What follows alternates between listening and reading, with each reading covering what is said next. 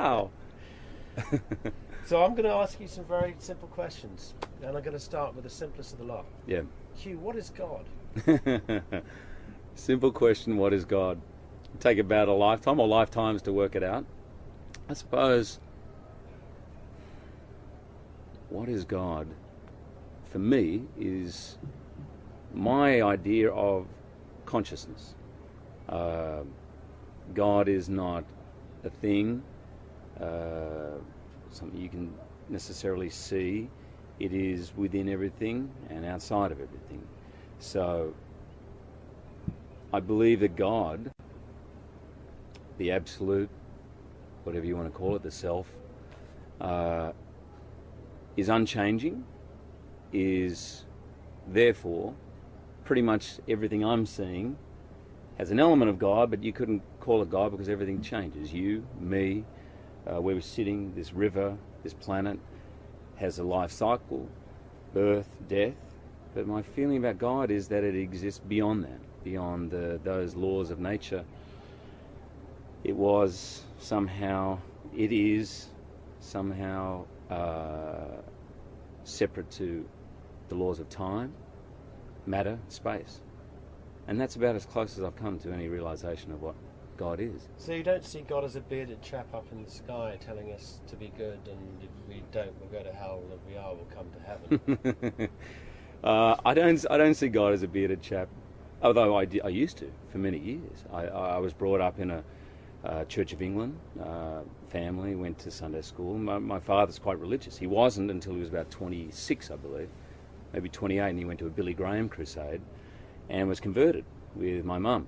My mum did the usual thing, which is after about 6 months started to, wean off it a little bit. My father never did, and is incredibly religious and goes to church every week, and in fact has done almost sort of missionary work after he retired as an accountant. So I was brought up with a very strict Protestant view of what God is and our place next to God.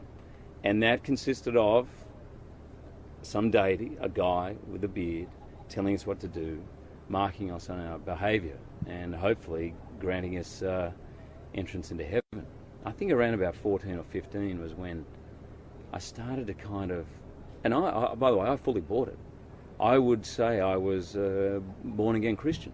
And I remember at the time, in fact, someone saying to me, most of you who are here at church, by the time you're 21, 22, will fall away from this. And it's a sad fact, but very few will stay on that narrow path. And I remember thinking, there's no way I'll be one of those. There's no way. I'm not going to fall away. I'm not going to do that. I'm not going to be one of those.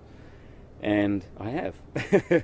But funnily enough, I probably feel like the path to discovering why we're here, who we are, what it's all about, is truly a narrow path. I don't think many people follow it.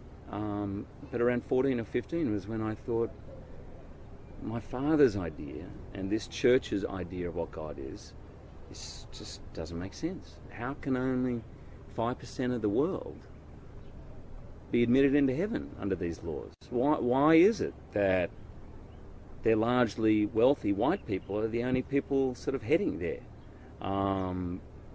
Why aren't the Buddhists going? That's what started me to question. That's where the questions. This just doesn't make logical sense to me. Why? There's too many questions unanswered, and every time you put forward, when I was 15, say, or 16, every time I put forward the question, it would either come back to me as, well, the Bible says, or have faith. You just have to have faith. And so around about that age, I thought, it's not good enough for me. The idea of just have faith. If I have a question, I should feel sated. I do believe there is an element of faith to life. There's an element of God is unexplainable. It is a concept that you can't put into words. I mean, it's, I think, a really interesting idea to make a documentary and ask people what they think what God is, because I don't believe you can actually explain it. I mean, throughout the history of man, I wouldn't say I'm an expert. I've read quite a bit of Joseph Campbell, and he was the one who kind of has disseminated all these myths from all these cultures from all time. And whilst there's similarities, they're all stories to try and explain the inexplicable, because we want to have some grasp of who we are and where we stand, but no one can actually say it because it's beyond words. It's an experience. God is an experience. Sorry, mate, I feel like you want to ask me questions. I'll keep going. I think you're making a lot of sense. But I meditate. I was introduced to meditation about 15 years ago, and I meditate twice a day. And if I ever feel close to knowing what God is, it's somewhere in the boundary of that half-hour period, twice a day when I meditate.